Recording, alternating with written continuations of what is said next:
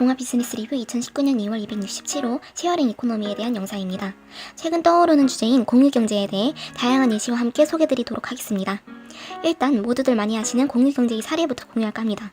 세계적 호텔 체인인 힐튼 그룹만큼 성장한 숙박 공유 서비스 플랫폼 에어비앤비, 차량 공유 서비스로 유명한 우버, 세계 최대 규모의 공유 오피스 위워크, 공간 대여 플랫폼으로 국내에서도 널리 알려진 스페이스 클라우드, 여행 정보를 공유한다는 점을 내세우는 마이리얼 트립, 지식, 경험을 공유하고자 하는 사람과 나누고자 하는 사람이 모임을 만들 수 있는 위즈돔까지.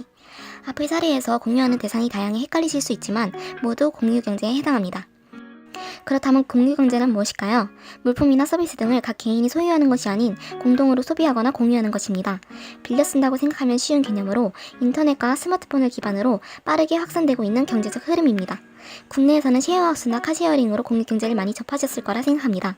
사실 공유는 어떤 것이든 가능합니다. 유형에서 무형에 이르는 자원 모두 해당된다는 것이죠. 공유경제는 소유와 경쟁을 통해 이윤 창출에 집중해 과잉 소비가 이루어지고 자원 고갈로까지 이어지던 전통 경제의 문제로 필요해졌다고 볼 수 있는데요. 경제 위기와 환경오염의 가속화 속에서 신뢰를 바탕으로 공유해 자원을 절약하고 가치 창출을 하는 협력적 소비, 공유경제에 집중하게 된 것이죠. 이와 같은 패러다임의 변화가 첫 번째 공유경제 등장 배경입니다. 또한 공유경제 등장 배경을 이해하기 위해서는 우리가 많이 쓰는 페이스북, 트위터, 인스타그램 같은 SNS의 사이관계망에 주목해야 합니다. 이러한 관계망이 성장하면서 익명성은 자연스레 제거되었고 상호 신뢰는 상승했습니다. 리뷰로 신뢰가 보장되는 에어비앤비의 경우가 대표적 사례입니다. 이러한 인터넷의 확장이 공유경제 등장의 두 번째 배경입니다. 초반부에 공유경제는 어떤 것이든 공유될 수 있다고 했는데요. 자원은 크게 유형과 무형으로 나눌 수 있습니다. 다시 유형의 자원은 세 가지로 나뉠 수 있습니다. 여행자 숙소나 연습실 같은 공간 자원, 옷이나 공구, 도서에 해당하는 물품 자원, 자동차, 자전거 등의 교통 자원이 바로 그것입니다. 그럼 무형의 자원은 어떤 것인지 살펴볼까요? 앞의 사례로 나왔던 위즈돔, 마이리얼 트립과 지식 공유 플랫폼인 태스크래빗, 아마존에서 교육 자료를 공유하는 플랫폼인 인스파이어가 대표적 사례입니다. 지식이나 경험을 공유하고 인력을 중개하는 등의 정보 및 서비스 자원이 무형의 자원에 해당하는 것입니다. 그렇다면 혹시 다음과 같은 공유경제 사례에 대해서도 들어보셨나요? 조금은 낯설고 특이하게 느껴지실 수도 있습니다. 그 첫 예시로 소개드릴 것은 부산을 거점으로 한 국내 요트 공유 플랫폼 커먼베이입니다. 요트 종류와 대여 방식으로 원하는 일정에 맞춰 예약하는 게 이용 방식입니다. 국내에서는 아직 생소하고 비쌀 것만 같은 요트 체험을 비교적 저렴한 가격에 경험할 수 있기에 이색적인 체험을 원하는 사람들이 많이 찾는 곳입니다.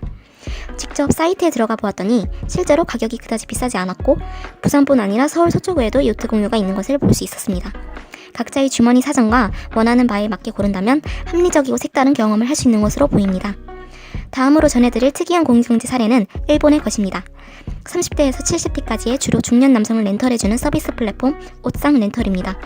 설립자 타카노부 니시모토가 중년 남성은 쓸모없다는 일본 내 사회적 인식을 바꾸고자 설립한 서비스로 인생 경험이 쌓인 중년 남성이 의뢰자와 고민을 나누고 조언을 주는 플랫폼입니다. 옷상 렌터 페이지에 접속하면 중년 남성들의 사진이 함께 보입니다. 인기 회원, 새로운 회원 등의 배지가 붙은 것도 볼 수 있습니다. 각자의 프로필 아래엔 가격도 쓰여 있습니다. 카테고리를 눌러보면 의뢰자가 거주하는 지역을 선택해 서비스를 제공받을 수 있는 것입니다. 설립자가 강조했듯 나름의 룰은 있는 것으로 보입니다. 사람 대 사람의 인적 자원 공유이기 때문에 의뢰자 사적 목적의 일회나 불순한 접근 등은 상호간에 하지 않는 것을 원칙으로 운영되고 있습니다. 물론 긍정적 시선만 있는 것은 아니어 보입니다. 인간을 상품화한다는 비판의 목소리도 끊이지 않고 있습니다.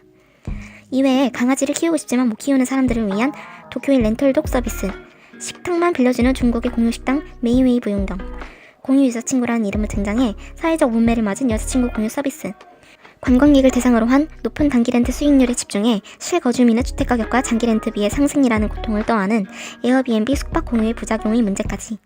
번뜩이는 아이디어의 공유경제 사례는 공유경제 자원의 무한함에 힘을 보태지만 일부 사례에서 알 수 있듯 우려와 비판의 목소리, 그리고 공유경제로 인한 문제점에도 공유경제는 이미 당연한 시대적 흐름이 되었습니다.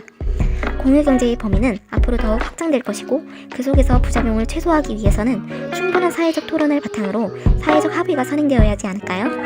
이를 끝으로 이번 DBR 리뷰를 마치겠습니다. 감사합니다.